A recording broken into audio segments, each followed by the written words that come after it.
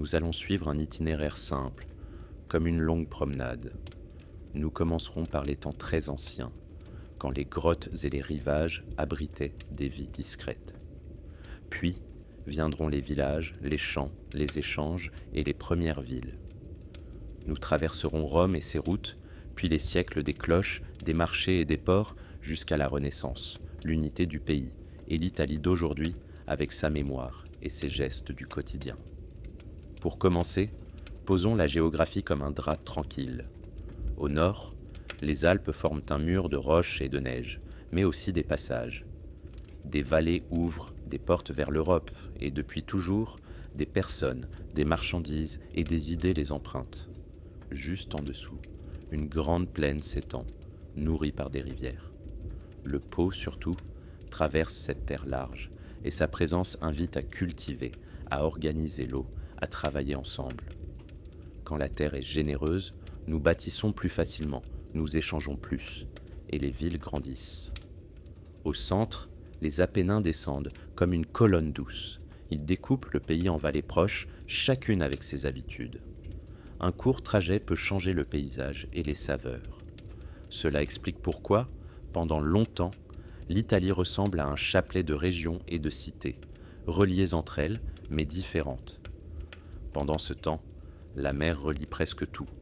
Elle apporte du poisson et du sel, mais aussi des rencontres et des mots nouveaux. Les îles, surtout la Sicile et la Sardaigne, deviennent des étapes naturelles. Il y a aussi une terre parfois volcanique, avec des sols très fertiles. Et puis, il y a la pierre, toujours, celle des chemins et des ponts qui gardent les traces des mains. Au fil des siècles, cette géographie va guider la vie quotidienne autant que les grands événements. Les marchés du matin, les pêcheurs au bord de l'eau, les troupeaux sur les pentes, les cloches qui marquent les heures. Nous laissons cette carte se poser, comme une couverture légère. Avant même les noms célèbres, l'Italie est déjà un lieu de passage et de rive, de lumière et d'ombre, où l'on apprend doucement à vivre ensemble. Avant de parler de rois, de villes ou de frontières, nous retournons très loin, à une époque où personne n'écrit et où personne ne compte les années. L'Italie est déjà là, mais elle n'a pas encore ce visage précis que nous connaissons. Les montagnes se soulèvent et s'usent lentement. Les côtes avancent et reculent selon les grands froids et les grands réchauffements du monde. Nous imaginons des rivières plus libres, des plaines plus larges, des forêts profondes et un silence immense. Peu à peu, des êtres humains passent par là, puis reviennent. Ils suivent les animaux, cherchent l'eau, repèrent les abris. Dans les grottes, la pierre protège du vent et de la pluie. Elle garde aussi des traces, des outils, des foyers, des os, parfois une simple marque sur une paroi. Ce n'est pas une histoire racontée en phrases, c'est une présence. Quelqu'un a vécu ici, a dormi ici, a regardé la même lumière. Sur les rivages, la mer offre un autre rythme. Elle donne des coquillages, du poisson, des algues et des chemins faciles le long de l'eau. Une plage est un lieu simple pour s'arrêter, pour réparer un outil, pour partager un repas. La mer apprend aussi la patience, parce qu'elle change sans cesse, mais qu'elle revient toujours. Quand nous vivons près d'elle, nous comprenons que la vie dépend d'un équilibre et que nous devons observer avant d'agir. Dans l'intérieur des terres, la forêt nourrit et cache à la fois. Nous y trouvons du bois, des fruits, des plantes utiles. Nous apprenons à nous repérer, à lire des traces au sol, à choisir un endroit sûr pour la nuit. Le feu devient alors un petit centre du monde. Il réunit, il réchauffe et il rassure. Quand le matin revient, nous suivons la rivière, nous cherchons des baies, nous écoutons les oiseaux.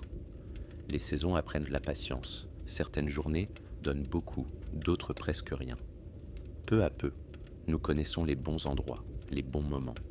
Cette connaissance calme du territoire devient une sorte de trésor. Parfois, dans le calme d'une grotte, nous laissons un signe, une ligne, une forme simple, un pigment sur la pierre. Ce n'est pas pour faire du bruit, mais pour garder une idée, ou une émotion, ou un souvenir. Ces gestes comptent, parce qu'ils montrent que la vie n'est pas seulement survivre, elle est aussi regarder, sentir, transmettre, même sans mots. Au fil des millénaires, nous taillons mieux la pierre. Nous reconnaissons des passages, des sources, des saisons. Nous revenons à certains lieux parce qu'ils sont pratiques ou parce qu'ils parlent à la mémoire. Et de proche en proche, des échanges commencent. Une belle pierre, une couleur, une façon de faire peut voyager d'une vallée à l'autre. Cela compte parce que l'échange, c'est aussi la confiance, une manière d'élargir le monde sans le brusquer. Sous nos pas, la terre continue son travail lent. Par endroits, les volcans déposent des cendres qui rendront plus tard des sols très riches. Les rivières apportent du limon. Les collines se dessinent. Sans le savoir, les communautés qui viendront ensuite recevront un terrain déjà préparé, fait de ressources possibles et de défis silencieux. Nous restons encore un instant dans cette Italie sans ville. Elle est faite de marches, de pauses, de retours. Elle est une mémoire douce, presque invisible, mais elle pose une base importante. Apprendre un lieu, l'habiter, le respecter. C'est là que commence, calmement, l'habitude de vivre ensemble. Puis, très loin dans le passé, quelque chose change sans bruit. Des groupes humains ne font plus seulement passer la vie d'un endroit à un autre. Ils commencent à rester plus longtemps, à choisir un coin de vallée, une plaine, un bord de rivière. Nous semons, nous attendons, nous récoltons. La saison devient une sorte d'horloge, plus régulière que le hasard, et notre quotidien se cale sur elle. Vers le 6e millénaire avant notre ère, l'agriculture se diffuse dans la péninsule. Les plantes cultivées et les animaux domestiqués voyagent avec des familles et des savoir-faire. Cela arrive par la mer comme par la terre, puis cela s'adapte région par région. Ce qui compte, ce n'est pas seulement la nourriture, c'est la stabilité. Quand nous restons, nous construisons, nous stockons, nous protégeons, nous pensons déjà à demain. Les villages prennent forme simplement. Des maisons en bois et en terre, des toits légers, des foyers qui fument doucement. Nous fabriquons des poteries pour garder l'eau et les grains. Nous tissons, nous polissons, nous réparons. La vie devient plus riche en objets, mais aussi plus exigeante. Nous devons partager le travail, nous mettre d'accord, régler les tensions, même petites. Sans être grandiose, des règles apparaissent, et elles rendent comme la vie commune possible. Pendant ce temps, les échanges s'élargissent. Nous reconnaissons l'obsidienne, cette pierre noire et brillante, idéale pour couper. Elle vient souvent d'îles, et son voyage raconte déjà la mer comme une route. De petites barques relient des rivages proches. Des haltes deviennent des habitudes. De village en village, des mots, des gestes, des idées circulent avec les objets. Au fil des siècles, les métaux entrent dans la vie. D'abord le cuivre, puis le bronze. Les outils changent et le travail se spécialise. Il faut trouver la matière, la fondre, la façonner. Certains deviennent artisans, d'autres gardent les troupeaux, cultivent, pêchent. Un village n'est plus seulement une grande famille, c'est une petite société, avec des rôles, des savoirs, des échanges réguliers. Dans la plaine du Pô, des communautés apprennent à gérer l'eau et les terrains humides. Elles construisent, entretiennent, organisent. Cela demande une coordination calme, une confiance pratique. Plus au sud, la pierre prend une autre place. En Sardaigne, des tours de pierre, les nouragues, s'élèvent peu à peu, solides et silencieuses. Elles montrent un besoin de se rassembler et de marquer un lieu. Les croyances se dessinent aussi, dans des gestes simples. Nous enterrons les morts avec soin. Nous choisissons un endroit, nous gardons des souvenirs. Ce n'est pas spectaculaire, mais c'est essentiel. Cela révèle une mémoire, une attention, une idée du lien entre les vivants et ceux qui ne sont plus là. Dans ces villages, la nourriture stockée change aussi l'esprit. Nous pensons au prochain hiver, nous protégeons un grenier, nous partageons ou nous refusons. Des fêtes simples peuvent naître autour d'une récolte, d'un feu, d'un retour de troupeau. Même sans grand monument, la communauté se sent plus solide. Quand nous regardons cette période, nous comprenons pourquoi elle compte. Elle prépare le monde des cités, des marchés, des lois. Elle apprend la coopération, la patience, l'art de tirer parti d'un territoire varié. Et elle installe une chose très simple. le désir de bâtir et de transmettre de génération en génération. Nous laissons les villages s'endormir sous le ciel, avec l'odeur du feu et la respiration lente des champs. La mer, peu à peu, devient une grande route tranquille.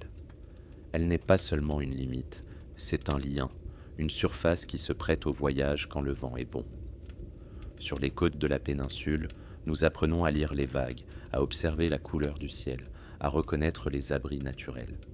Une crique, un promontoire, une île proche peuvent donc faire toute la différence. Les barques deviennent plus solides, les traversées un peu plus sûres. On part tôt, on revient avant que la lumière baisse trop, et on suit la côte comme on suit un sentier. Dans les cales, il n'y a pas encore de grandes richesses, mais des choses utiles, du sel, des poteries, des lames, des tissus, parfois une matière rare comme l'ambre ou une pierre volcanique. Ces objets comptent parce qu'ils transportent aussi des habitudes, des goûts, des manières de faire. Peu à peu, des lieux d'arrêt se fixent. Ce sont des points simples, un petit quai, une plage facile, un coin d'eau douce. Là, on échange, on se salue, on écoute des nouvelles venues d'un autre rivage. Dans ces moments, l'Italie se place déjà au centre d'un monde méditerranéen en mouvement. Elle reçoit autant qu'elle donne. À l'intérieur, les chemins suivent les vallées et les rivières. Les marchandises ne vont pas vite, mais elles vont loin, en passant de main en main. Un panier de sel, un outil en bronze, une jarre de vin peuvent voyager plus longtemps que la personne qui les a fabriqués. Et avec eux, voyagent des idées simples. Comment construire, comment mesurer, comment prier, comment organiser un marché. La mer apporte aussi des sons et des langues. Les mots changent, se mélangent, se simplifient. Des gestes deviennent communs. Lever la main pour saluer, offrir de l'eau, montrer la route. Ce sont de petites choses, mais elles créent une habitude de la rencontre. Et cette habitude prépare l'arrivée des grands peuples marins qui vont faire de nombreux ports italiens des lieux importants. Dans le sud, la Sicile est déjà un carrefour naturel. Elle se trouve sur le passage entre l'est et l'ouest et son littoral attire. La Sardaigne aussi, plus isolée, garde une personnalité forte, mais elle n'est jamais complètement coupée. Les îles sont comme des pauses au milieu de l'eau, des endroits où l'on reprend son souffle. Au fil des siècles, ces échanges deviennent plus réguliers. Ils aident certains villages à grandir. Là où le rivage était favorable, une petite agglomération apparaît, des maisons plus proches, des ateliers, des endroits pour stocker. On apprend à compter, à peser, à promettre.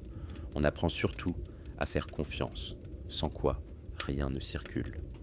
Cela change la vie quotidienne. Nous mangeons parfois des produits venus d'ailleurs. Nous voyons de nouvelles formes de poterie. Nous entendons des récits qui parlent d'autres côtes, d'autres montagnes, d'autres dieux. Et même si nous restons au même endroit, notre monde s'élargit doucement, comme une fenêtre qu'on ouvre un peu plus chaque matin. La mer, enfin, donne une leçon importante. Tout est passage, mais tout peut laisser une trace. Un port n'est jamais seulement un port. C'est un lieu où l'on apprend à vivre avec l'inconnu, à l'accueillir, à le transformer en habitude. Et cette leçon va compter longtemps pour l'histoire italienne. Avant que Rome ne prenne toute la place dans nos souvenirs, une autre civilisation brille au centre de la péninsule, les Étrusques. Ils vivent surtout dans une région qui correspond en partie à la Toscane et à ses environs. Là, les collines sont douces, les vallées ouvrent des passages, et la mer n'est pas loin. Le paysage aide les villes à se connecter. Peu à peu, ces villes deviennent puissantes. Elles ne forment pas un seul royaume parfaitement uni, mais elles partagent des habitudes, une langue, des façons d'organiser la vie. On y trouve des artisans, des marchés, des routes bien tenues. La pierre est travaillée, les maisons s'alignent et la cité devient un centre où l'on décide et où l'on échange.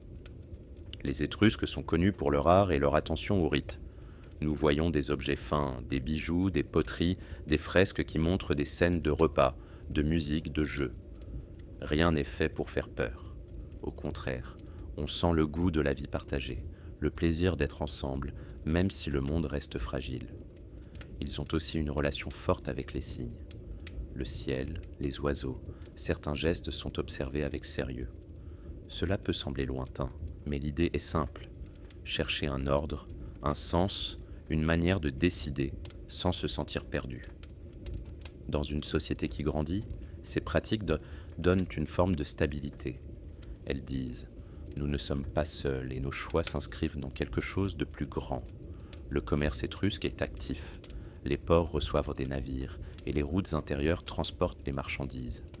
On échange du métal, du vin, des objets de luxe, mais aussi des techniques. Des artisans apprennent de nouveaux gestes, puis les adaptent. La culture n'est pas une chose fermée, elle se nourrit de ce qui arrive. Dans ces villes, la vie quotidienne a un rythme clair. Le matin, on ouvre les ateliers, on entend les outils, on sent la fumée des fours. On traverse une place où l'on parle des récoltes, des prix, du temps qu'il fera. Le soir, on se rassemble, on partage des plats, on raconte. Et au-dessus, il y a les collines, le vent, la lumière qui baisse lentement. Pourquoi cela compte-t-il pour l'histoire de l'Italie ? Parce que les Étrusques montrent une étape essentielle. La cité comme forme de vie, avec ses règles, ses espaces, ses décisions collectives. Ils laissent aussi des influences durables, y compris sur Rome, qui apprend auprès d'eux des techniques, des symboles et une certaine idée du pouvoir public. Mais rien n'est figé. Les équilibres changent, les rivalités existent et d'autres forces arrivent par la mer et par la terre. Pourtant, quand nous pensons aux Étrusques, nous gardons surtout une sensation, celle de villes posées dans la lumière, avec une culture qui sait donner de la beauté au quotidien et qui prépare, sans le vouloir, une nouvelle étape. Pendant ce temps, au sud de la péninsule, un autre monde se développe, tourné vers la mer, celui des cités grecques installées en Italie. À partir du 8e siècle avant notre ère, des marins, des familles, des marchands fondent des villes sur les côtes, surtout dans le sud et en Sicile. On appellera plus tard cette zone la Grande Grèce. Pour nous, c'est surtout une Italie qui parle avec l'accent des ports. Ces nouvelles cités s'installent là où l'eau est accessible, où la terre peut nourrir, où un bateau peut accoster. Elles apportent des temples, des places, des règles de vie urbaine. Mais elles s'adaptent aussi. La mer n'est pas la même partout, les voisins non plus, et chaque ville trouve son équilibre. La vie quotidienne change autour de ces ports. Les marchés deviennent plus grands, plus variés. On voit des jarres d'huile, des amphores de vin, des tissus, des objets en métal. Les pêcheurs rentrent avec leurs filets et les artisans travaillent auprès des quais. Une ville portuaire, c'est un endroit où l'on entend toujours quelque chose. Un marteau, un pas pressé, une voix qui appelle. Les idées voyagent aussi. Les Grecs apportent des récits, des poèmes, des façons d'expliquer le monde. Ils diffusent l'usage de l'écriture qui aide à compter, à garder des contrats, à transmettre des textes. L'écriture, au fond, est une mémoire plus stable que la seule parole. Elle permet à une ville de garder une trace de ses décisions, de ses lois, de ses histoires. Dans certaines cités, la pensée se développe, calme et curieuse. On observe le ciel, on parle de la nature, on discute de la justice et de la vie bonne. Ce n'est pas réservé à tout le monde, mais l'atmosphère intellectuelle existe. Et même quand nous ne sommes pas philosophes, nous vivons dans un cadre où les mots et les idées ont une place importante. Les relations avec les peuples voisins sont parfois simples, parfois tendues. Il y a des alliances, des rivalités, des échanges. Mais ce qui reste, c'est la création d'un Sud très connecté au reste de la Méditerranée. La Sicile, surtout, devient un grand carrefour où plusieurs cultures se croisent. Là, les saveurs, les mots, les techniques se mélangent encore plus. Pourquoi cette période compte-t-elle ?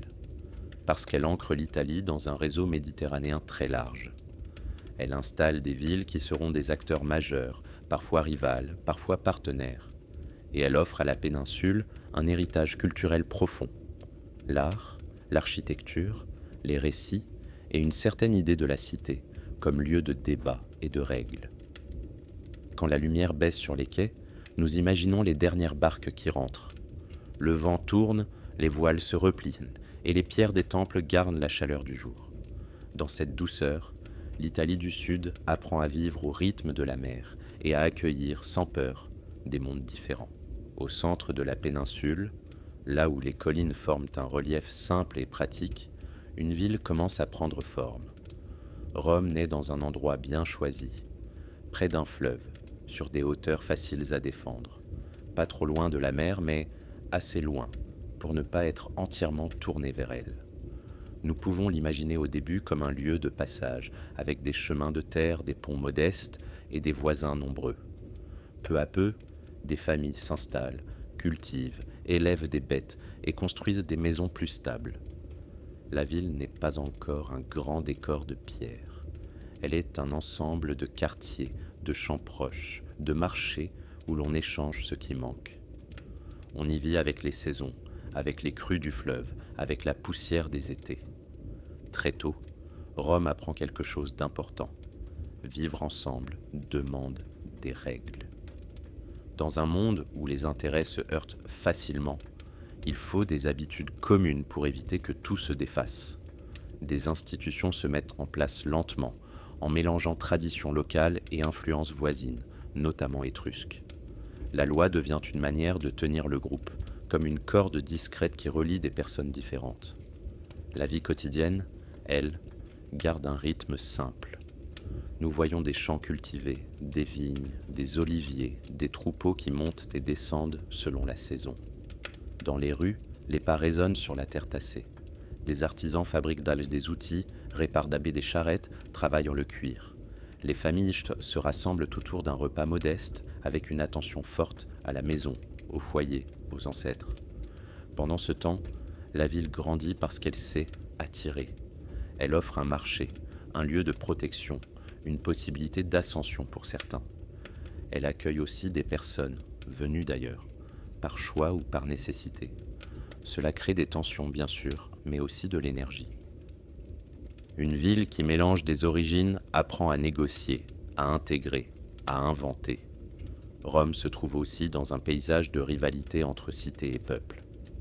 Les alliances changent, les conflits existent, mais nous n'avons pas besoin d'en faire un spectacle. Ce qui compte, c'est la conséquence lente. Rome apprend à organiser des troupes, à gérer des ressources, à discuter des décisions collectives. La politique devient une partie du quotidien, avec ses débats, ses promesses, ses équilibres fragiles. Au fil du temps, la notion de citoyenneté prend de l'importance. Elle n'est pas la même pour tout le monde, et elle évolue, mais elle structure la ville. Être citoyen, c'est appartenir à un cadre de droits et de devoirs, c'est participer d'une certaine façon à la vie commune. Cette idée va compter énormément, parce qu'elle permet à Rome de se penser comme plus qu'un simple endroit, comme une communauté organisée. Quand nous regardons cette naissance, nous comprenons pourquoi elle a marqué l'histoire. Rome ne devient pas Rome seulement par la force, elle devient Rome parce qu'elle apprend à faire tenir ensemble des familles, des quartiers, des intérêts, sous des règles partagées. Dans la lumière douce des collines, la ville se prépare, lentement, à prendre une place plus grande dans la péninsule. La République romaine s'installe comme une façon de gouverner, avec des magistrats, des assemblées et un équilibre toujours à refaire. Rien n'est parfaitement stable, mais l'idée centrale se renforce. Le pouvoir ne doit pas rester dans une seule main, et la cité doit se protéger contre les excès. Cela ne veut pas dire que tout est juste, ni que tout le monde est égal. Cela veut dire que Rome invente un système qui peut durer, parce qu'il sait se corriger, parfois lentement, parfois sous pression. La ville grandit et autour d'elle, le territoire s'élargit. Rome avance par étapes, en s'alliant, en intégrant, en imposant parfois son autorité. Chaque avancée apporte une nouvelle question très concrète. Comment administrer? Comment lever des ressources? Comment faire respecter des décisions à distance? Là encore, la réponse romaine est souvent pratique. Construire des routes, établir des cadres juridiques, organiser des colonies, relier les lieux entre eux. Les routes deviennent une sorte de réseau de veines. Elles ne servent pas seulement aux armées, elles servent aux marchandises, aux courriers, aux voyageurs, aux idées. Un marchand peut transporter du vin, de l'huile, des tissus, et revenir avec d'autres produits et d'autres histoires. Une route, c'est une promesse de retour, une manière d'être moins isolé. Et quand un territoire est relié, il devient plus facile à gouverner, mais aussi plus vivant. À l'intérieur, la société romaine bouge. Nous voyons des familles riches qui cherchent de l'influence, des familles plus modestes qui veulent être entendues, des tensions entre groupes sociaux. Des compromis apparaissent, des droits sont élargis, des règles sont écrites ou affichées. C'est parfois lent, parfois conflictuel, mais l'effet est clair. La loi devient un langage commun, même si chacun n'en profite pas de la même manière. Pendant ce temps, la vie quotidienne continue, avec ses gestes simples. Le matin, les marchés s'installent, les paniers arrivent, les voies montent puis redescendent.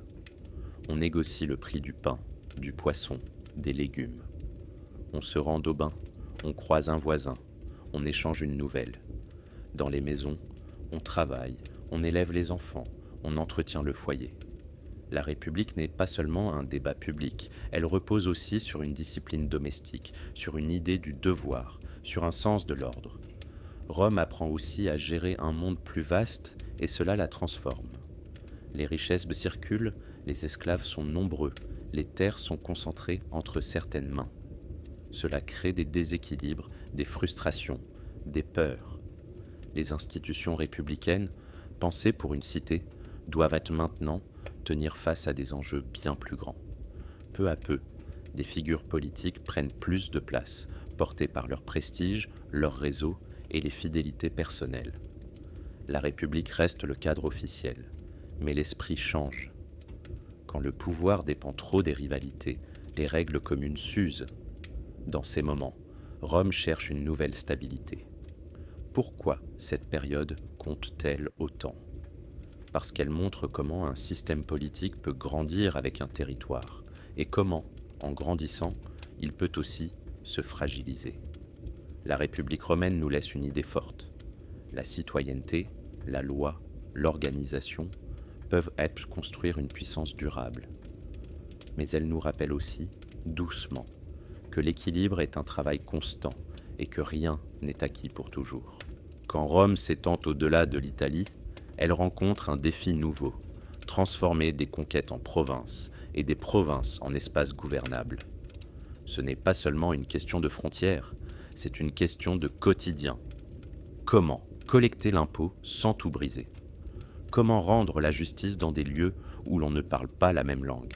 Comment faire circuler des ordres, mais aussi des protections et des services ? Peu à peu, Rome met en place une administration qui repose sur des hommes, des lois et des habitudes. Des gouverneurs partent, reviennent, rendent des comptes, du moins en théorie. Des villes locales gardent près d'une partie de leurs élites et de leurs coutumes, mais elles s'intègrent au système romain. Cette combinaison est l'un des secrets de Rome. Laisser de l'espace aux identités locales, tout en imposant un cadre commun. Dans les provinces, la vie se transforme de façon concrète.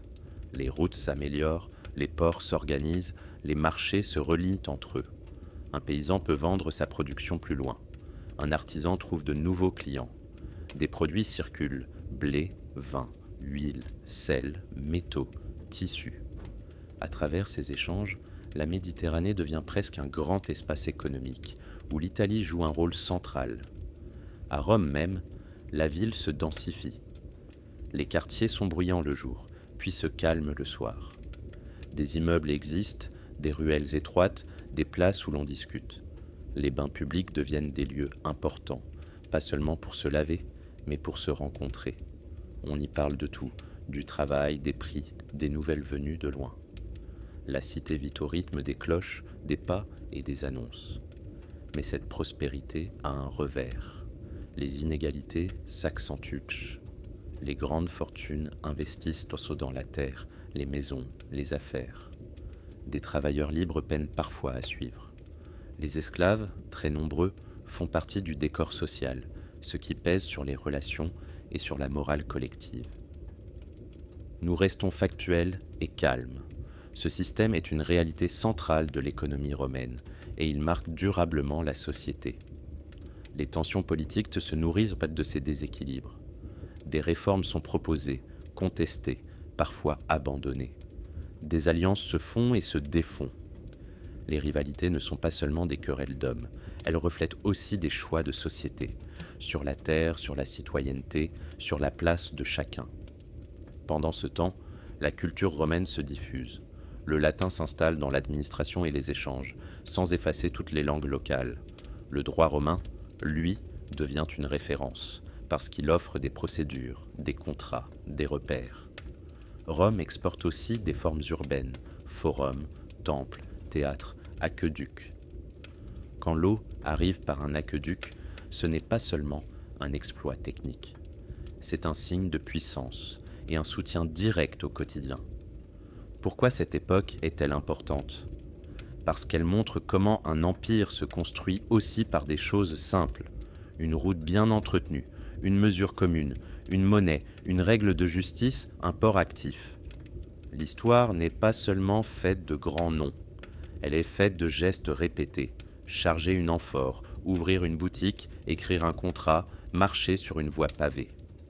Dans cette Italie devenue centre d'un vaste monde, nous sentons à la fois la force de l'organisation et la fragilité des équilibres. Et sous la pierre des routes, la vie ordinaire continue, fidèle et silencieuse. Quand l'Empire s'installe, Rome cherche avant tout une chose, la stabilité. Après des années de tensions internes, le pouvoir se concentre davantage et une nouvelle forme d'autorité s'impose. Nous n'avons pas besoin d'entrer dans tous les détails des rivalités. Ce qui compte, c'est le résultat sur le terrain. Une paix relative s'étend sur de longues périodes et l'administration gagne en régularité. Dans l'Italie impériale, la pierre devient un langage. On bâtit, on répare, on agrandit. Les routes sont renforcées, les ponts tiennent mieux, les aqueducs apportent l'eau, parfois sur de très longues distances. Les villes s'ornent de monuments, mais ces monuments ne sont pas seulement décoratifs. Ils organisent l'espace public, ils offrent des lieux de rencontre, ils donnent à la population une sensation d'ordre. Rome, la capitale, est immense. Nous l'imaginons comme une mer de toits, de ruelles, de places. La foule va et vient, les vendeurs appellent, les chars passent, puis disparaissent. Et au-dessus de cette agitation, il y a aussi des moments de calme, une fontaine, une cour intérieure, une ombre fraîche sous une arcade. La vie urbaine n'est pas un seul bruit continu, elle respire. Les provinces, elles aussi, vivent au rythme de cette stabilité. Les échanges sont plus sûrs, les navires me traversent plus souvent, les courriers circulent. Dans les ports italiens, les cargaisons arrivent, blé, huile, vin, marbre, épices, objets de luxe, mais aussi des choses simples. Les marchés se remplissent, les prix montent et descendent.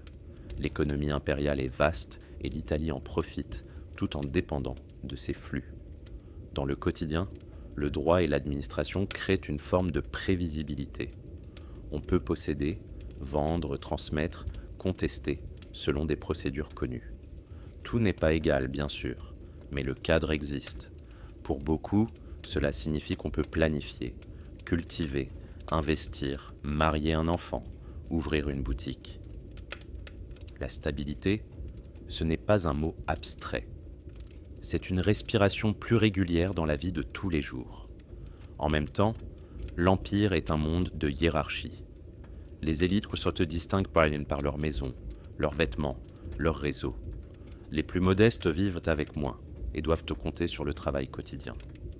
Les esclaves restent très présents. Nous gardons un ton simple. Cette réalité soutient une partie de la richesse, mais elle révèle aussi une société où la liberté n'est pas la même pour tous. La culture romaine, elle, continue de se diffuser, et l'Italie reçoit aussi en retour. Des cultes venus d'ailleurs apparaissent, des modes circulent, des manières de parler et de manger changent. La Méditerranée ressemble à une grande conversation, et l'Empire en est le cadre. Avec le temps, les défis reviennent, pression aux frontières, difficultés économiques, rivalité politique. Mais même quand le système se tend, l'héritage de cette période reste visible. Des villes structurées, des infrastructures, des habitudes administratives, une idée forte du droit et de la citoyenneté. Pourquoi cela compte-t-il ? parce que l'Empire montre comment une organisation peut transformer un espace immense en un monde relativement connecté. Et parce qu'il laisse, dans la pierre et dans les pratiques, une trace durable que l'Italie portera longtemps, même quand les siècles changeront de visage. Dans les villes d'Italie, une nouvelle manière de croire s'installe peu à peu, sans tout renverser d'un seul coup. Au début, elle vit dans des maisons, dans des réunions discrètes, dans des prières simples. Puis, au fil des siècles, elle gagne des lieux plus visibles et elle change la façon dont on imagine la vie, la mort, la justice et l'attention aux plus fragiles. Les grands mots ne sont pas toujours nécessaires. Ce sont surtout des gestes qui se répètent et une communauté qui apprend à durer. Nous sommes entre le IIIe et le IVe siècle, quand le christianisme devient progressivement plus accepté, puis soutenu par le pouvoir impérial. Des basiliques apparaissent, souvent proches des routes ou des anciens quartiers actifs. La pierre, encore une fois, sert à rendre stable ce qui, avant, passait de bouche à oreille. Les églises ne sont pas seulement des bâtiments. Elles deviennent des points de repère dans le paysage, comme des phares doux au milieu des rues. Dans la vie quotidienne, cela se voit de manière simple. On se réunit certains jours, on écoute des lectures, on chante, on partage du pain, on se tient ensemble. Les fêtes changent, le calendrier se transforme, et les cloches, plus tard, marqueront les heures. Mais surtout, de nouvelles habitudes sociales se renforcent. L'aide aux pauvres, les soins, l'accueil. Les communautés chrétiennes organisent des formes de soutien qui, petit à petit, prennent une place importante. Les textes jouent un rôle central. On copie, on traduit, on commente. Le latin devient une langue de prière et d'enseignement, et l'écrit devient une mémoire solide. Des évêques prennent une place publique, pas seulement religieuse. Ils parlent, ils arbitrent, ils protègent parfois. Dans un monde où les institutions politiques commencent à se tendre, cette présence compte, parce qu'elle donne une continuité. En même temps, l'ancien monde ne disparaît pas d'un coup.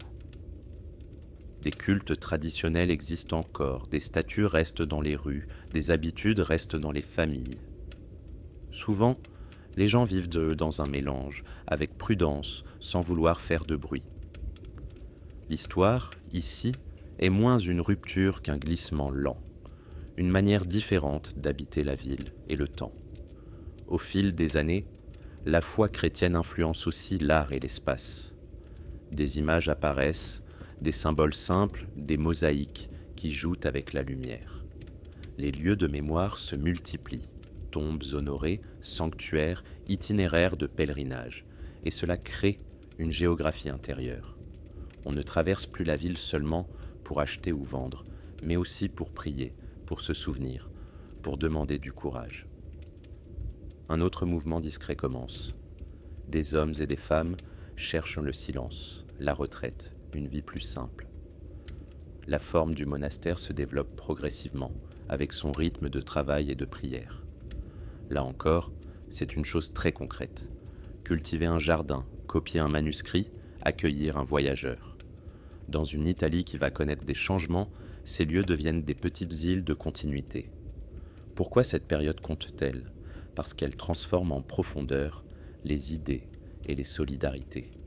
Elle offre un langage moral, une organisation, une mémoire écrite et des réseaux qui relient les villes entre elles.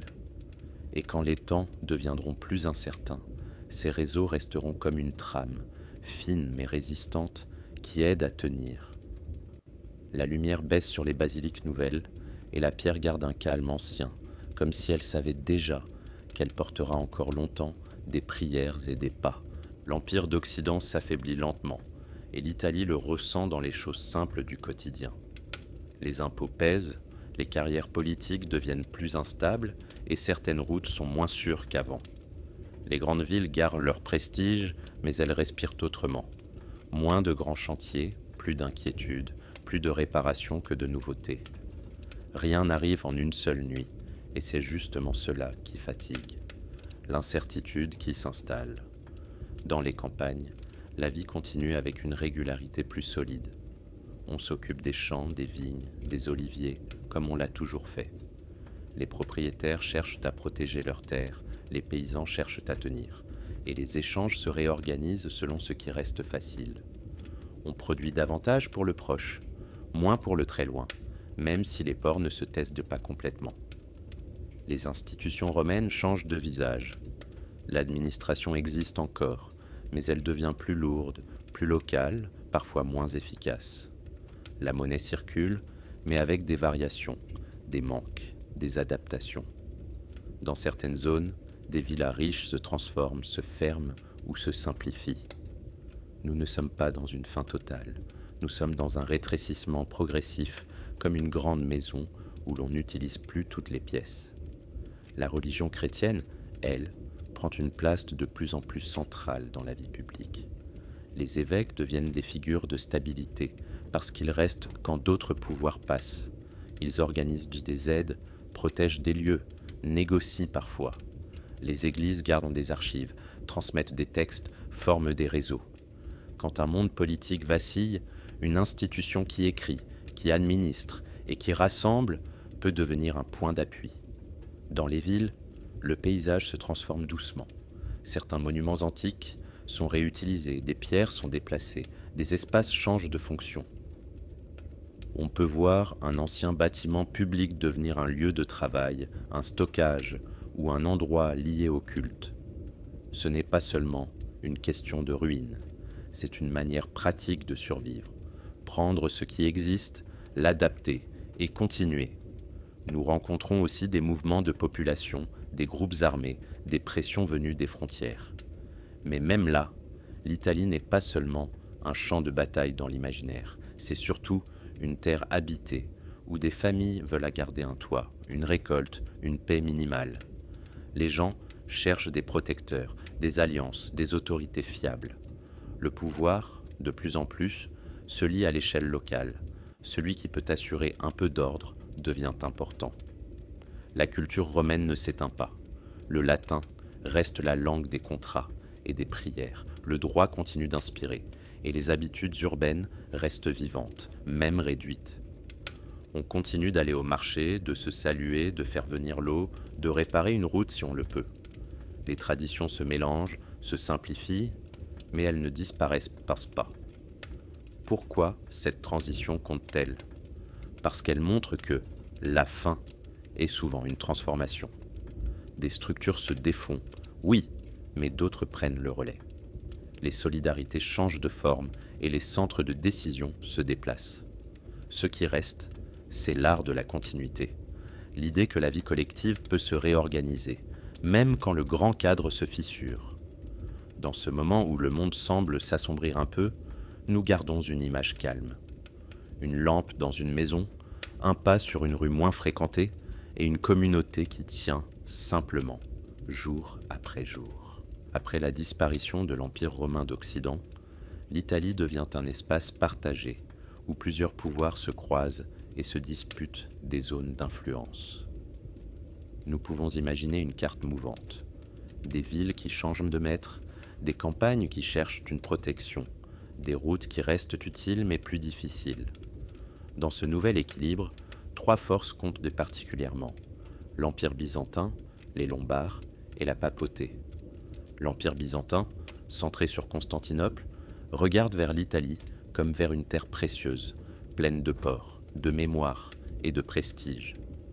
À certains moments, il reprend des régions, surtout autour de Ravenne, qui devient un centre administratif important.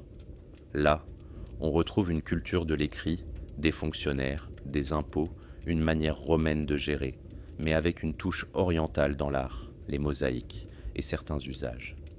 La ville, avec ses lumières et ses églises, donne une impression de continuité, comme un morceau d'empire resté accroché à l'ouest. Puis viennent les Lombards, installés dans de larges parties de la péninsule à partir de la fin du VIe siècle. Ils ne sont pas un bloc uniforme, mais ils créent des royaumes et des duchés, avec des chefs locaux, des alliances, des lois propres.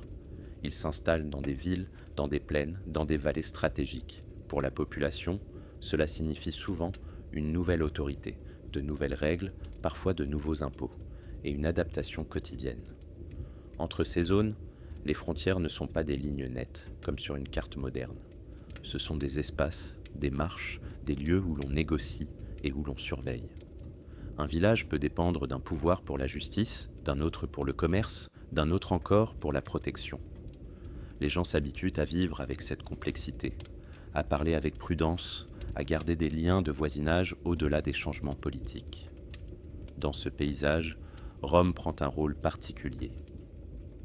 La ville n'est plus la capitale d'un empire occidental, mais elle reste un symbole immense. La papauté, installée là, devient une puissance spirituelle, mais aussi une force politique, parce qu'elle doit gérer des terres, des ressources et la sécurité. Les papes négocient, demandent des appuis, organisent la ville, protègent des populations. Peu à peu, autour de Rome, des territoires liés à l'Église se structurent, et cela change durablement l'histoire de l'Italie. La vie quotidienne, pourtant, continue avec ses gestes simples. Dans les campagnes, on sème, on récolte, on entretient les canaux, on élève des animaux. Les marchés reprennent, parfois plus petits, mais nécessaires. Les monastères gagnent en importance. Ils cultivent, accueillent, copient des textes et servent de point stable dans un monde plus fragmenté. Les routes de pèlerinage existent et les voyageurs apportent des nouvelles, des objets et des prières. Culturellement, l'Italie devient un lieu de mélange. Le latin reste présent, mais des mots nouveaux circulent. Les styles artistiques se croisent. La sobriété de certains bâtiments, l'éclat des mosaïques byzantines, les traditions locales qui persistent. Rien n'est pur, tout se transforme. Pourquoi cette période compte-t-elle ? Parce qu'elle fait naître une Italie faite de régions fortes, de pouvoirs multiples et de compromis. Elle prépare l'importance future des villes, des principautés et du rôle politique de l'Église. Et elle rappelle une idée simple. Même quand les frontières bougent, les rives restent, les chemins restent, et la vie cherche toujours une manière tranquille de continuer. Au fil des siècles, surtout autour de l'an 1000 et après, l'Italie change de rythme. Dans beaucoup de régions, les villes grandissent et s'affirment.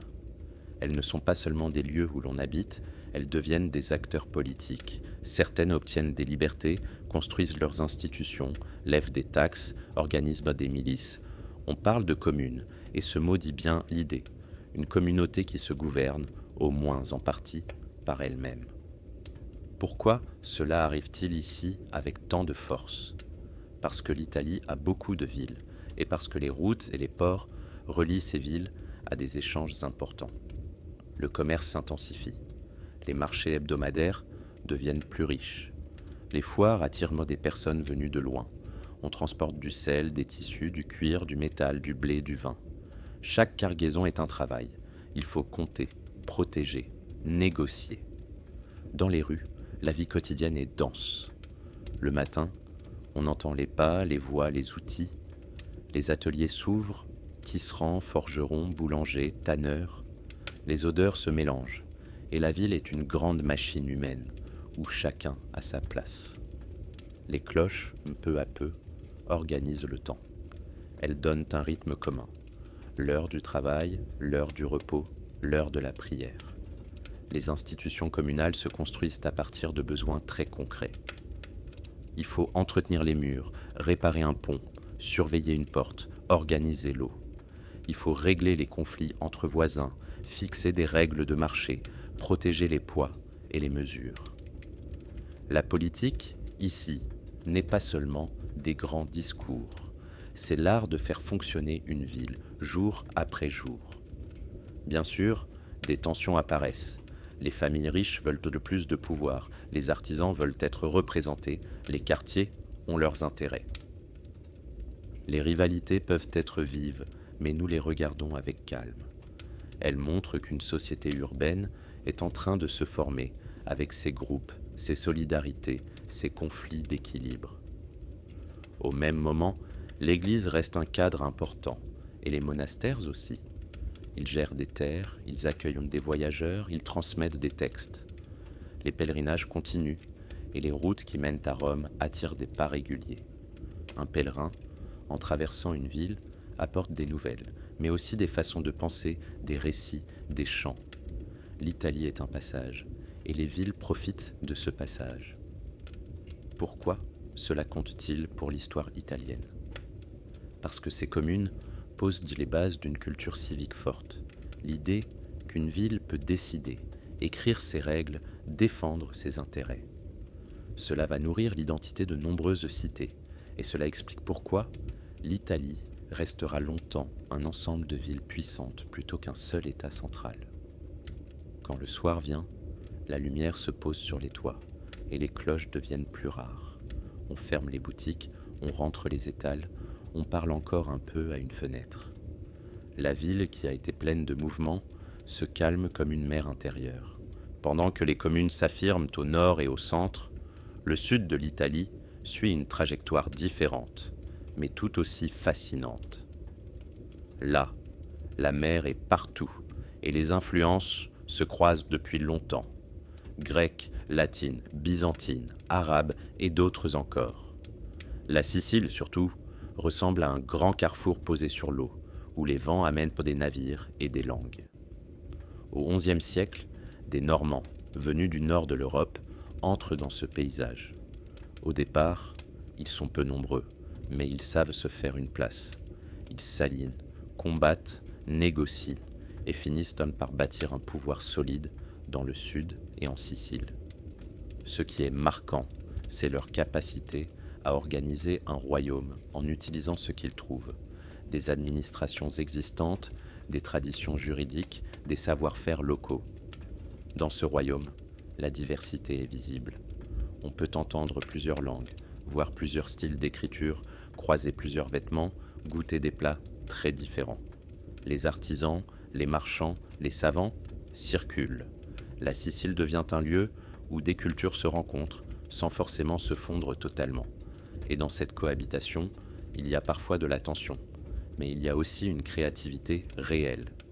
La vie quotidienne, dans ces régions, garde un parfum maritime. Les ports sont des centres essentiels. On y charge du blé, du vin, du sel, des tissus. On y reçoit aussi des épices, des objets précieux, des idées venues de l'Est et du Sud. Les marchés sont animés, mais pas forcément bruyants.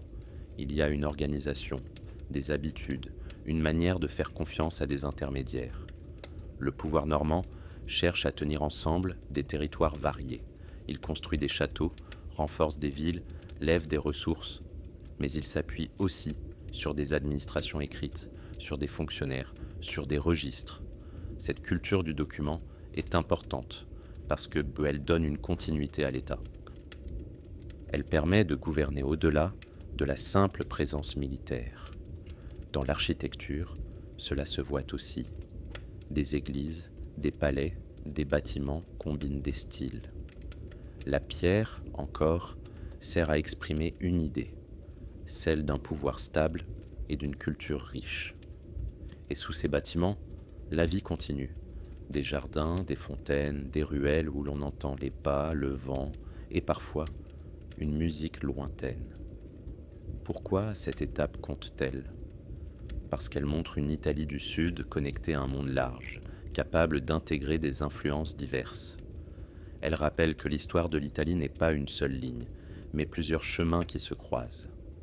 Le Sud et les îles jouent un rôle immense dans les échanges méditerranéens, et cela continuera longtemps. Quand nous nous éloignons des quais, la mer reste là, comme une respiration constante. Elle accompagne les villes, les cultures, les pouvoirs, et elle garde sur ses rives cette impression douce, celle d'un endroit où l'on apprend, encore et toujours, à vivre avec la diversité. Au fil des siècles, certaines villes italiennes deviennent plus riches, plus confiantes et plus ambitieuses. Florence, Venise, Milan, Rome et d'autres encore développent aujourd'hui des réseaux commerciaux puissants, des banques, des ateliers. La richesse n'est pas seulement de l'or. Elle se voit dans la pierre des palais, dans la qualité des tissus, dans la présence de livres, dans l'attention donnée à l'art. C'est dans ce contexte que la Renaissance prend forme, surtout à partir du XVe siècle. Le mot dit « renaître », mais il ne s'agit pas de copier simplement le passé. Il s'agit de regarder l'Antiquité avec des yeux neufs et de créer quelque chose de vivant. Les artistes, les architectes, les penseurs observent la nature, le corps, la lumière. Ils cherchent l'équilibre, la proportion, la clarté. Dans les ateliers, la vie est concrète. On broie des pigments, on tend une toile, on taille du marbre, on dessine des plans. Un maître travaille avec des apprentis. On apprend en répétant des gestes, en regardant, en corrigeant. L'art, ici, n'est pas une magie soudaine. C'est un travail régulier, patient, presque comme un artisanat très exigeant. Les mécènes jouent un rôle important. Des familles riches, des princes, des institutions religieuses financent des œuvres, des bâtiments, des bibliothèques. Ils le font par goût, par prestige, par politique aussi. Dans une Italie de villes rivales, l'art devient un langage de puissance. Construire une coupole, commander une fresque, ouvrir une place, c'est dire. Notre cité est forte, notre vision est grande. Pendant ce temps, l'imprimerie qui se diffuse en Europe change la circulation des idées. Les livres deviennent plus accessibles et les textes voyagent plus vite. Cela ne touche pas tout le monde de la même façon, mais l'effet est profond. Les idées sortent des cercles étroits, se discutent, se contestent. Une ville italienne devient un lieu où l'on peut lire, apprendre et débattre. La vie quotidienne reste pourtant faite de choses simples. Le bruit d'un marché, la chaleur d'un été, l'ombre sous une arcade. Les fêtes existent, les processions, les jeux, les repas partagés. La Renaissance n'est pas un tableau figé dans un musée. C'est une époque vécue, avec ses joies, ses peurs, ses maladies, ses difficultés, et aussi une énergie de création. Pourquoi cela compte-t-il autant ? Parce que cette période donne à l'Italie un rayonnement culturel immense. Elle influence l'Europe par l'art, l'architecture, la pensée et une certaine idée de l'homme au centre de l'observation. Mais elle montre aussi une vérité simple. La beauté peut naître d'une ville active, d'un commerce vivant, d'un réseau de savoir et de mains. Dans la lumière du soir, les façades des palais se dorent doucement. Les ateliers ferment leurs portes, les pas se raréfinent et la ville garde, dans ses pierres, une trace de ce moment où l'on a voulu comprendre le monde avec plus de précision et plus de grâce. Dans l'Italie de la Renaissance, l'art n'est qu'une partie d'un mouvement plus large. En même temps, une nouvelle façon de penser se développe, l'humanisme. Le mot peut sembler grand, mais l'idée est simple. Nous regardons les textes anciens, nous les lisons avec attention et nous cherchons à mieux comprendre l'être humain, ses choix, ses émotions, sa place dans le monde. Dans les villes, des érudits se réunissent, discutent, écrivent, copient. Ils vont dans des bibliothèques, parfois dans des monastères, parfois dans des collections privées. Ils comparent des manuscrits, corrigent des erreurs, traduisent et essaient d'être plus précis. C'est un travail patient, silencieux, fait de pages, de lumière sur une table, de plumes et d'encre. Peu à peu, les livres circulent davantage. Grâce à l'imprimerie, il devient possible de reproduire des textes en plus grand nombre. Cela ne veut pas dire que tout le monde lit, mais cela veut dire que les idées voyagent de plus vite et qu'elles s'installent plus largement. Un étudiant peut apprendre dans une ville puis partir enseigner ailleurs. Un marchand peut acheter un livre et le faire passer. Un prêtre peut lire un texte nouveau et changer sa façon de parler. L'humanisme touche aussi la manière de gouverner et d'éduquer. Les élites urbaines veulent former des personnes capables de parler, de négocier, d'écrire. On valorise les lettres, la rhétorique, l'histoire, la morale. Dans une Italie de cités rivales, savoir convaincre est une force. Mais il y a aussi une recherche plus intime. Mieux se connaître, mieux comprendre les autres, regarder le monde avec un esprit plus curieux. Cette curiosité se voit dans l'observation de la nature et dans les sciences. On mesure, on dessine, on explore. On veut comprendre les mécanismes du corps, les mouvements du ciel, les propriétés des plantes, les lois de la perspective. Même si tout n'est pas exact, les langues comptent, ils poussent à poser des questions, à comparer, à vérifier. Dans la vie quotidienne, cette culture se mêle à des choses très concrètes. Des écoles s'ouvrent, des maîtres enseignent. Des artisans apprennent à lire des plans, à calculer. Les villes ont besoin de comptables, de notaires, d'architectes. Les idées ne restent pas seulement dans les livres, elles descendent dans les rues, dans les ateliers, dans l'organisation des chantiers. Mais cette époque n'est pas seulement douce et lumineuse. Les débats peuvent être vifs, les rivalités intellectuelles existent et la religion reste une force centrale. On discute de la foi, des pratiques, de la morale, parfois avec inquiétude. Les autorités surveillent, condamnent, corrigent. L'Italie vit un équilibre délicat entre liberté de recherche et contrôle social. Pourquoi cette étape compte-t-elle ? Parce qu'elle change durablement la manière dont l'Europe se regarde. L'Italie devient un laboratoire culturel où les textes, l'art, la pensée et les sciences s'encouragent mutuellement. Et au cœur de cela, il y a une idée simple et calme. Apprendre peut rendre le monde plus clair et la vie plus consciente. La nuit tombe sur une bibliothèque et nous imaginons une lampe qui reste allumée, juste assez pour éclairer une page. Dans ce silence, les mots anciens reviennent, et ils deviennent, doucement, des mots d'avenir. À la fin du XVe siècle et au début du XVIe, l'Italie attire encore plus l'attention des grandes puissances européennes. Ses villes sont riches, ses positions stratégiques, ses ports précieux. Et quand plusieurs acteurs veulent la même chose, l'équilibre devient fragile. Nous entrons dans une période de conflits et d'invasions, qu'on appelle souvent les guerres d'Italie. Nous restons dans un ton calme. Ces guerres bouleversent des vies, déplacent des pouvoirs et créent des peurs. Mais elles montrent aussi une réalité politique. L'Italie, divisée en États, doit composer avec des forces extérieures plus grandes. Les alliances changent vite, les promesses se font et se défont, et les cités tentent de survivre en choisissant le camp le moins dangereux. Dans les villes, le quotidien est touché de manière très concrète. Les impôts augmentent pour financer la défense. Les marchandises circulent moins facilement. Certains ateliers ralentissent, certains ports deviennent plus surveillés. Les familles riches cherchent à protéger leurs biens. Les familles modestes cherchent surtout la stabilité. Quand l'incertitude monte, les gestes ordinaires prennent une importance nouvelle. Garder du grain, réparer une porte, faire attention aux rumeurs. Cette période voit aussi évoluer la manière de faire la guerre, avec des armées plus nombreuses et des armes plus efficaces. Cela pousse les villes à renforcer leurs fortifications. On construit des murs plus épais, des bastions, des ouvrages adaptés. L'architecture militaire devient une science et elle transforme les paysages urbains. Même quand nous ne voyons pas la bataille, nous voyons ses effets. Des pierres déplacées, des budgets détournés, des priorités changées.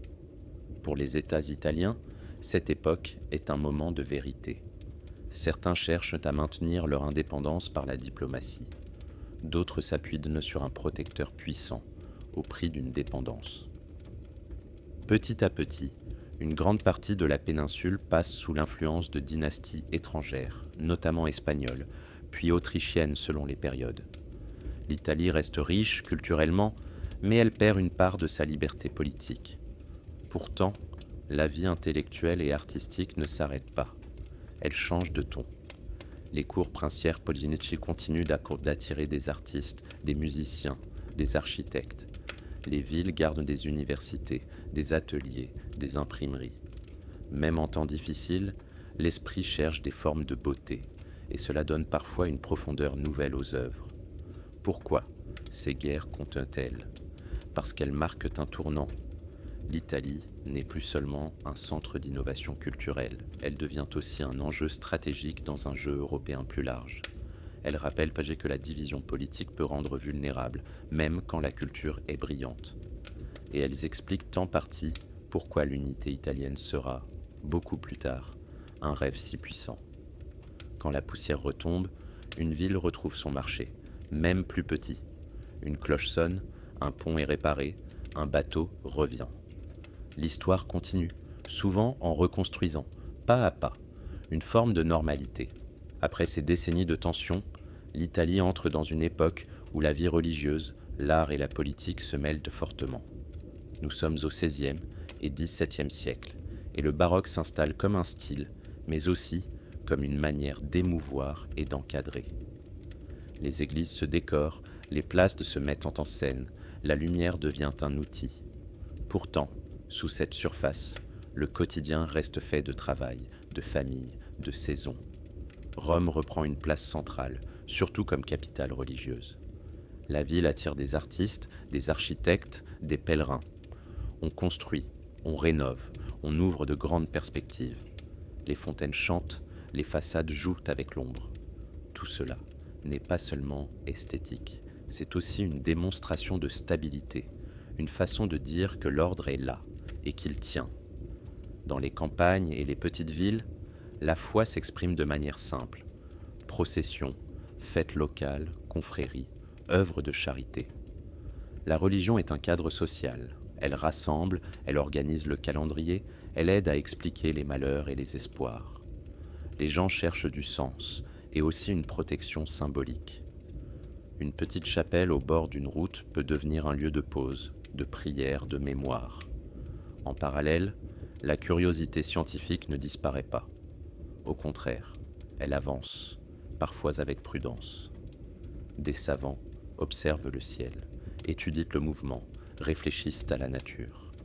L'Italie participe à ces transformations intellectuelles, même si les autorités religieuses surveillent certaines idées.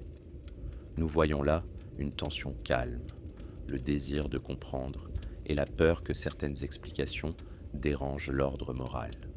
Cette époque est aussi marquée par une économie qui varie selon les régions.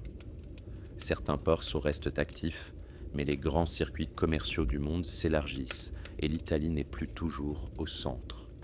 Des régions souffrent, d'autres s'adaptent. L'artisanat reste fort. Textile, verre, papier, outils, construction.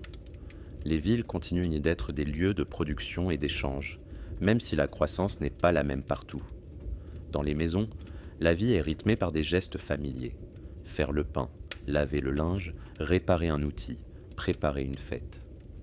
Les enfants apprennent tôt à aider. Les familles se serrent parfois dans des logements modestes. On écoute des nouvelles sur une place. On suit des décisions venues de plus haut sans toujours pouvoir les discuter. Pourquoi cette période compte-t-elle ? Parce qu'elle montre une Italie qui garde une grande force culturelle tout en vivant dans des cadres politiques souvent dominés par des puissances extérieures. Elle rappelle aussi que la modernité n'arrive pas d'un seul coup. Elle avance par essai, par débat, par ajustement, entre tradition et nouveauté.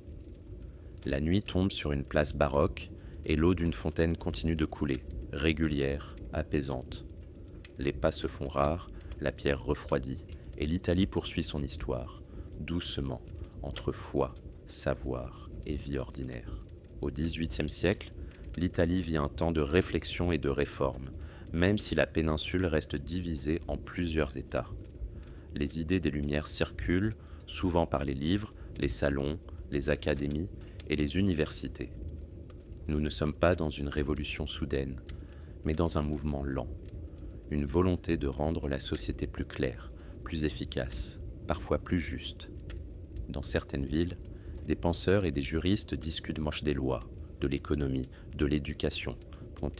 On se demande comment limiter l'arbitraire, comment organiser des tribunaux plus réguliers, comment améliorer l'administration. Ces discussions ne touchent pas tout le monde directement, mais elles influencent les décisions de certains dirigeants. Et ces décisions se voient dans des mesures concrètes, recensement plus précis, réforme fiscale, tentative de simplifier les règles. Dans le Nord, certains territoires, sous influence autrichienne, connaissent des réformes administratives et économiques. Dans d'autres régions, des princes et des gouvernements locaux cherchent à moderniser l'État, à renforcer l'école, à soutenir l'agriculture. On améliore parfois les routes, on développe des ports, on encourage des manufactures. La vie matérielle progresse par petits pas. La religion reste importante, mais l'époque voit aussi des débats sur le rôle de l'Église et sur la place des institutions religieuses. Dans plusieurs États, on limite certains privilèges, on réorganise des biens, on encadre davantage. Pour beaucoup de gens, cela reste lointain, mais cela change le paysage. Des monastères ferment parfois, des terres qu'on appelle d'échanges de gestion, des services que sont réorganisés. Dans les campagnes, la vie dépend toujours des saisons. On sème, on attend, on espère la pluie au bon moment. Les paysans vivent souvent avec peu de marge, et une mauvaise récolte peut faire basculer une famille. Mais il y a aussi des améliorations, de nouvelles pratiques agricoles, des échanges plus réguliers, des marchés mieux reliés. Et dans certaines zones, une petite industrie rurale se développe, comme le travail du textile à domicile. Dans les villes, l'artisanat reste essentiel. On fabrique, on vend, on répare. Les cafés, dans certains endroits, deviennent des lieux où l'on parle, où l'on lit, où l'on écoute. Une nouvelle sociabilité urbaine se met en place, plus ouverte à la discussion. Même si la politique reste souvent contrôlée, l'espace des idées s'élargit. Pourquoi cette période compte-t-elle ? Parce qu'elle prépare le terrain pour les grands changements du XIXe siècle. Elle installe des mots nouveaux: citoyen, droit, réforme, nation. Elle habitue des élites à penser l'État autrement. Et elle donne à une partie de la population l'idée que la société peut être transformée, non seulement par la force, mais aussi par des lois, des écoles et des institutions mieux construites. Dans la douceur d'un soir du XVIIIe siècle, nous imaginons une pièce éclairée par une lampe. Sur une table, un livre est ouvert. Dehors, la ville est calme et l'idée d'un futur différent avance, comme un pas discret sur la pierre. À la fin du XVIIIe siècle et au début du XIXe, l'Italie est entraînée dans un grand bouleversement européen, l'époque napoléonienne. Des armées traversent la péninsule, des États disparaissent, d'autres se créent. Les frontières bougent, les drapeaux changent, et pour beaucoup de gens, cela ressemble à une suite de réorganisations qui arrivent d'en haut. Mais derrière ces changements, certaines transformations vont laisser des traces durables. L'un des éléments les plus importants, ce sont les réformes administratives et juridiques. Dans plusieurs territoires, on introduit des codes, des registres, une bureaucratie plus régulière. On compte, on classe, on mesure. Cela peut sembler froid, mais cela change la vie. Les impôts sont mieux organisés, la justice suit plus de procédures, l'État devient plus présent dans le quotidien. Les routes et les infrastructures reçoivent aussi une attention particulière. On veut déplacer des troupes, oui, mais aussi relier les régions, faciliter l'administration. Certaines voies sont améliorées, des ponts sont consolidés. Même après la fin de cette période, beaucoup de ces travaux restent utiles. Une route bien faite est un héritage silencieux. Elle continue de servir sans demander qu'on se souvienne de son origine. La société change aussi dans ses hiérarchies. Les anciens privilèges sont contestés, parfois supprimés. Des carrières s'ouvrent à des personnes qui n'auraient pas eu accès avant. Cela ne veut pas dire que tout devient égal, loin de là. Mais le principe de mérite, ou au moins l'idée d'une mobilité possible, commence à circuler. Et cette idée, une fois installée, est difficile à effacer. Dans les villes, le quotidien est souvent tendu. Les prix peuvent remonter, les réquisitions existent, les familles s'inquiètent pour les jeunes hommes mobilisés. Pourtant, la vie continue. Les marchés s'ouvrent, les artisans travaillent, les enfants jouent dans les ruelles. Les gens apprennent à vivre avec l'incertitude, en gardant des routines, en s'appuyant sur le voisinage. Quand l'époque napoléonienne se termine, une partie des anciens États revient et une restauration politique s'installe en Europe. Mais l'Italie n'est plus exactement la même. Les administrations ont changé, les idées aussi. Beaucoup ont vu qu'un autre ordre était possible, même si cet autre ordre a été imposé et vécu dans la contrainte. La question devient alors, que faire de ces transformations ? Les accepter, les rejeter, les adapter ? Pourquoi cette période compte-t-elle ? Parce qu'elle accélère la modernisation de certains territoires et qu'elle introduit des cadres juridiques et administratifs qui inspireront le futur.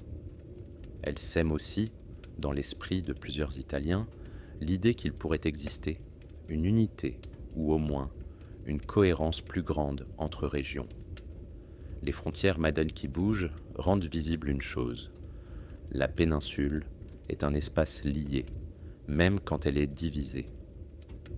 Dans un soir calme, après le passage des grandes armées, une ville retrouve ses pas ordinaires. Une lampe s'allume, une porte se ferme, et la vie reprend, avec de nouvelles règles, parfois plus claires, parfois plus lourdes, mais désormais bien présentes. Au XIXe siècle, l'Italie entre dans ce qu'on appelle le Risorgimento, un long mouvement qui cherche l'unité de la péninsule. Ce n'est pas une marche simple et directe, c'est une suite d'idées, de tentatives, de compromis, de soulèvements, de négociations. Et surtout, c'est une question qui grandit dans les esprits. Sommes-nous seulement des habitants de villes et de régions, ou pouvons-nous devenir un peuple réuni ? Dans de nombreuses villes, des cercles politiques, des journaux, des associations discutent de liberté, de constitution, d'indépendance. Les étudiants jouent un rôle, les intellectuels aussi, mais pas seulement. Des artisans, des commerçants, des officiers, des fonctionnaires participent à cette agitation. Les conversations sur une place ou dans un café peuvent devenir politiques, même si la prudence est nécessaire. Les puissances étrangères comptent encore beaucoup, surtout l'Autriche au nord. Dans plusieurs régions, l'idée nationale se lie donc à l'idée d'indépendance. Il y a des moments de révolte, des moments d'échec, puis de nouvelles tentatives. À chaque fois, l'expérience s'ajoute à la mémoire collective. Les gens apprennent ce qui marche, ce qui ne marche pas, et comment tenir sur la durée. Un autre moteur est économique et social. Les échanges augmentent, les chemins de fer apparaissent, les villes industrielles se développent dans certaines zones. Les régions se connectent davantage, et cette connexion fait naître un sentiment nouveau. Ce qui se passe ailleurs dans la péninsule peut nous toucher directement. Quand un marché dépend d'un autre, quand une usine vend dans plusieurs régions, l'idée d'un espace commun devient plus concrète. Le Risorgimento est aussi une affaire de diplomatie. Certains dirigeants comprennent qu'il faudra des alliances, des compromis, une stratégie. L'unification ne se fait pas uniquement par l'enthousiasme populaire et pas uniquement par les armes. Elle se fait par une combinaison complexe où le royaume de Piémont-Sardaigne joue un rôle central en avançant pas à pas vers une unification sous sa direction. Dans le quotidien, ces décennies sont pleines d'incertitudes. Des familles vivent des changements de pouvoir, des censures, parfois des arrestations. D'autres ne pensent qu'à survivre, à travailler, à nourrir les enfants. Il faut tenir ensemble deux réalités, l'histoire politique qui s'accélère et la vie ordinaire qui continue, avec ses soucis simples. Vers 1861, un royaume d'Italie est proclamé, marquant un moment majeur de l'unification, même si tout n'est pas encore complètement intégré. Rome, par exemple, ne devient capitale qu'en 1870. L'unité est donc un processus, pas une fin instantanée. Et une fois l'État créé, un autre défi commence. Faire de cette unité un vrai lien quotidien, avec une administration, une école, une langue commune, des infrastructures et un sentiment partagé. Pourquoi cette période compte-t-elle ? Parce qu'elle crée l'Italie politique moderne. Elle donne un cadre national, des institutions, une nouvelle histoire officielle. Mais elle laisse aussi des questions ouvertes. Les différences entre régions, les inégalités, les identités locales fortes. L'unité est un point de départ, pas un repos. Quand la nuit tombe sur une ville italienne du XIXe siècle, les lampes s'allument dans les rues. Des gens rentrent chez eux, fatigués et pourtant porteurs d'une idée nouvelle, celle d'un pays qui cherche, lentement, à se reconnaître.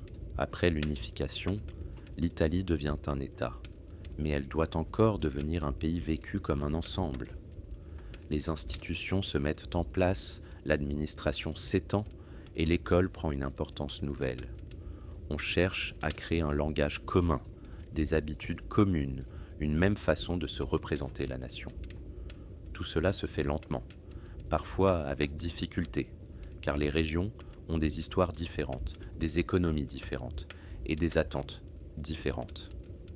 Dans le nord, certaines villes entrent plus vite dans l'industrialisation. Des usines apparaissent, des quartiers ouvriers grandissent et le rythme de la journée change. On travaille selon des horaires plus stricts, dans des ateliers bruyants, avec une discipline nouvelle. La ville industrielle a ses fumées, ses chemins de fer, ses gares. Elle attire des personnes venues des campagnes, qui cherchent un salaire régulier. Dans le sud, les transformations sont souvent plus lentes et plus douloureuses. L'économie agricole reste dominante, les terres sont parfois concentrées et les tensions sociales existent. Beaucoup de familles vivent avec peu, et le futur semble étroit. L'État italien, jeune, n'arrive pas toujours à réduire ces écarts. Cela crée une fracture durable entre nord et sud qui n'est pas seulement économique, mais aussi politique et culturelle.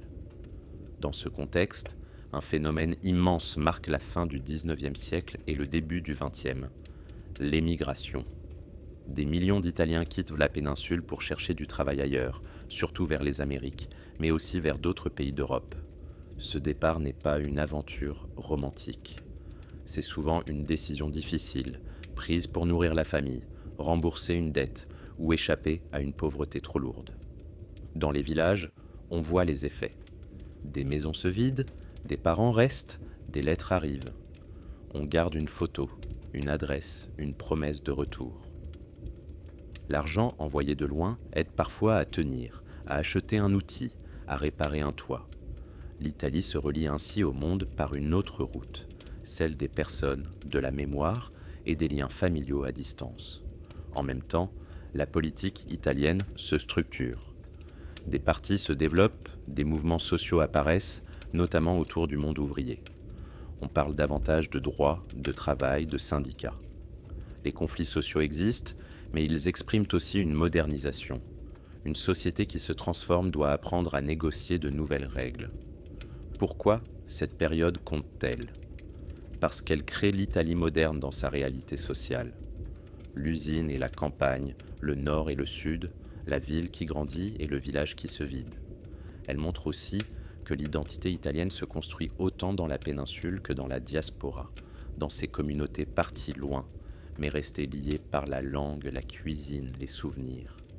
Le soir, dans une gare, le bruit des pas se calme. Un train s'éloigne et sur le quai, quelqu'un reste immobile un instant, comme pour retenir un visage. La vie continue, avec des départs et des retours, et l'Italie apprend à exister aussi au-delà de ses rives. Au début du XXe siècle, l'Italie entre dans une période de tension européenne qui conduit à la Première Guerre mondiale. L'Italie finit par y participer à partir de 1915, et le conflit pèse lourdement sur le pays. Nous gardons un ton sobre. Les conséquences sont profondes, et elles touchent autant les soldats au front que les familles à l'arrière, les villes comme les campagnes. Sur le plan matériel, l'économie se met en partie au service de la guerre. Les usines produisent davantage, les ressources sont rationnées, les prix changent. Beaucoup de femmes travaillent dans des secteurs qui manquaient de main-d'œuvre et cela modifie le quotidien et les rôles sociaux. Les familles s'organisent autrement, avec l'absence, l'attente et la nécessité de tenir. Dans les campagnes, on continue à cultiver, mais avec moins de bras. On fait des choix difficiles, on réduit, on partage. Dans les villes, les fils, les restrictions et l'inquiétude deviennent familières. Les nouvelles arrivent, parfois tard, et les lettres sont précieuses. Une lettre, c'est une preuve de vie, un souffle, un lien. On la lit et on la relit, doucement, comme une prière. Le front italien, c'est surtout dans le nord-est, dans des zones de montagnes et de rivières. Le paysage y est rude et l'effort y est immense. Les populations proches des zones de combat vivent des déplacements, des pertes de repères, des difficultés. Nous restons factuels sans entrer dans des détails trop durs. La guerre, même sans description, est un choc qui traverse les corps et les esprits. Quand le conflit se termine en 1918, l'Italie fait partie des vainqueurs, mais le pays est fatigué. Les pertes humaines sont lourdes, l'économie est fragilisée et la société est traversée par des tensions. Beaucoup de combattants reviennent avec des blessures invisibles et beaucoup de familles vivent un manque définitif. Le deuil devient une présence silencieuse dans les villages et les quartiers. Dans l'après-guerre, des frustrations s'installent. Certains estiment que les gains territoriaux ne correspondent pas aux sacrifices. D'autres souffrent de la pauvreté, du chômage, de la hausse des prix. Les mouvements sociaux se renforcent, les grèves existent et l'État peine à répondre. L'Italie entre dans une zone d'instabilité où les promesses et les peurs circulent vite. Pourquoi cette période compte-t-elle ? Parce qu'elle change durablement la société italienne. Elle accélère certaines industries, transforme le rôle des femmes et crée une génération marquée par l'expérience du conflit. Elle fragilise aussi la confiance dans les institutions et prépare le terrain à des solutions politiques autoritaires, présentées comme des réponses à l'ordre et au chaos. À la tombée du jour, dans un petit village, une cloche sonne. Des personnes s'arrêtent un moment, comme pour écouter un nom dans leur mémoire. La guerre s'éloigne dans le temps, mais ses traces restent dans les gestes, dans les photos et dans le silence des familles. Dans les années 1920, l'Italie bascule vers un régime dictatorial mené par Benito Mussolini et le parti fasciste. Ce régime s'installe progressivement en limitant les libertés, en contrôlant la presse, en surveillant les opposants et en cherchant à encadrer la société entière. Nous restons clairs et factuels. Il s'agit d'un système autoritaire fondé sur la propagande, la répression et la concentration du pouvoir. Pour beaucoup d'Italiens, le changement se voit d'abord dans le quotidien. Les affiches, les slogans, les cérémonies publiques deviennent plus présentes. L'école et les organisations de jeunesse sont utilisées pour diffuser l'idéologie du régime. Dans les administrations, la loyauté politique est valorisée.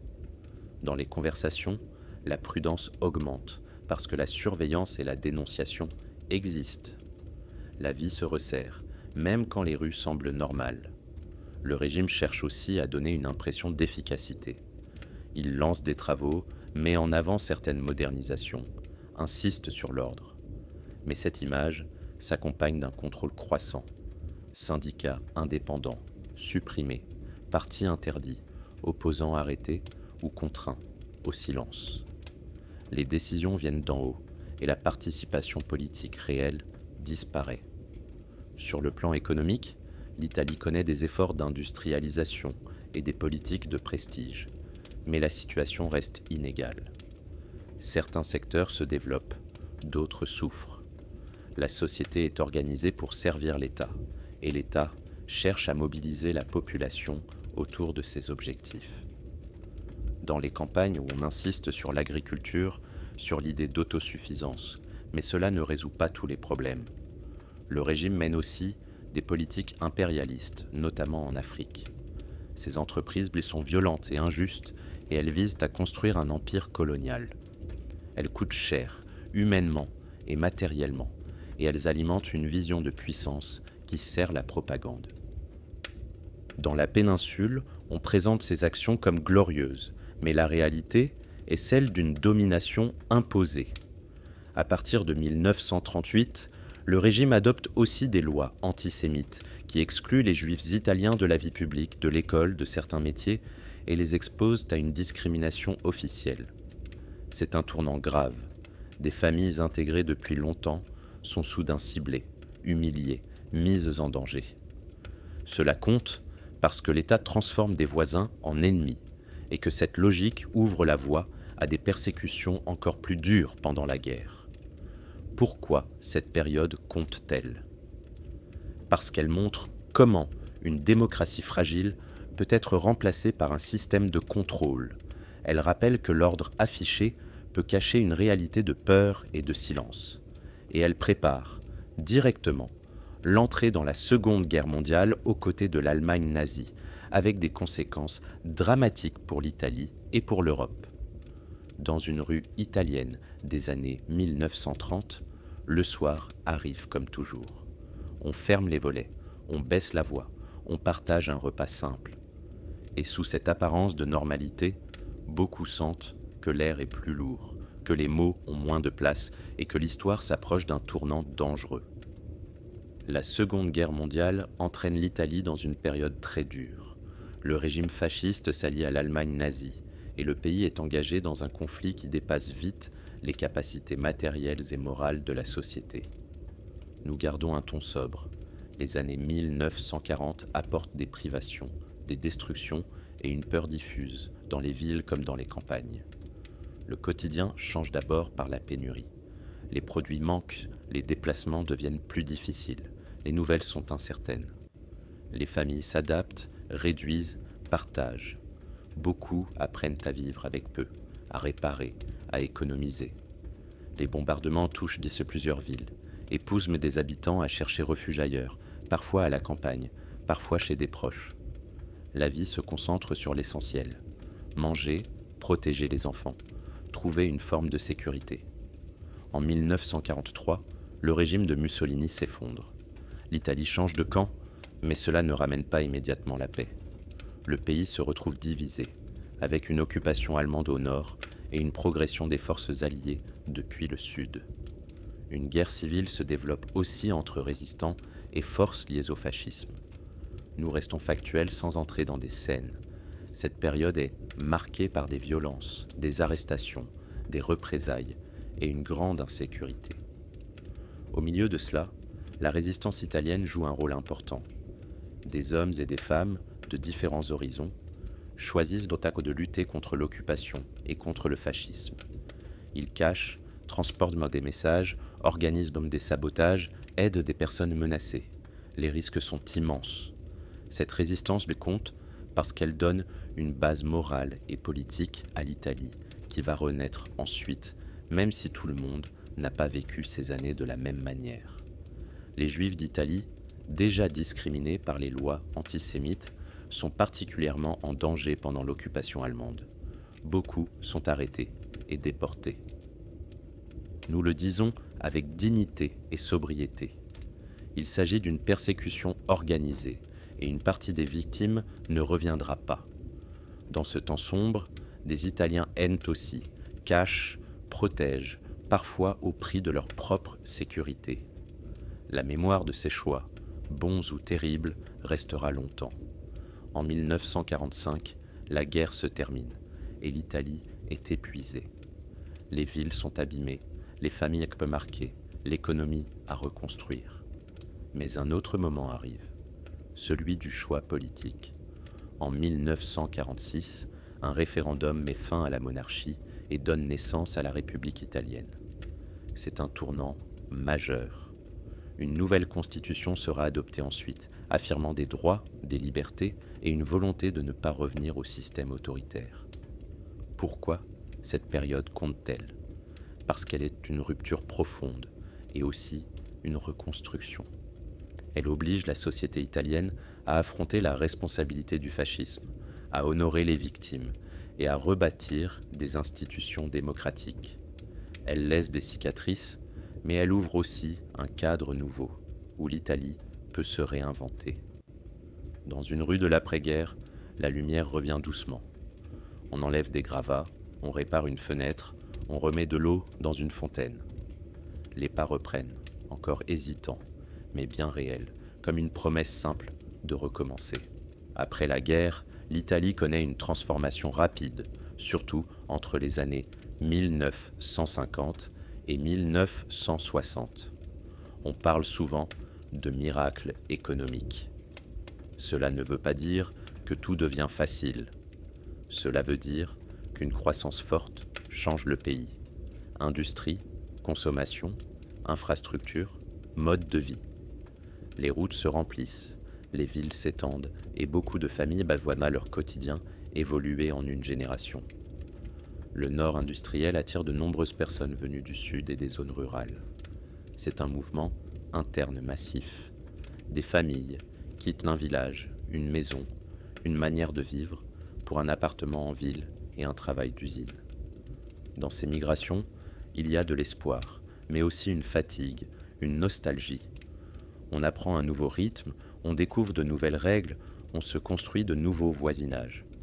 L'État investit dans des infrastructures, routes, autoroutes, barrages, écoles.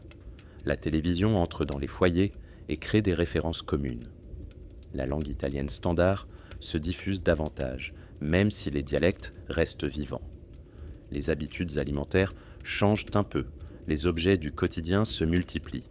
Réfrigérateur, machine à laver, voiture pour certains. La vie devient plus mobile, plus rapide.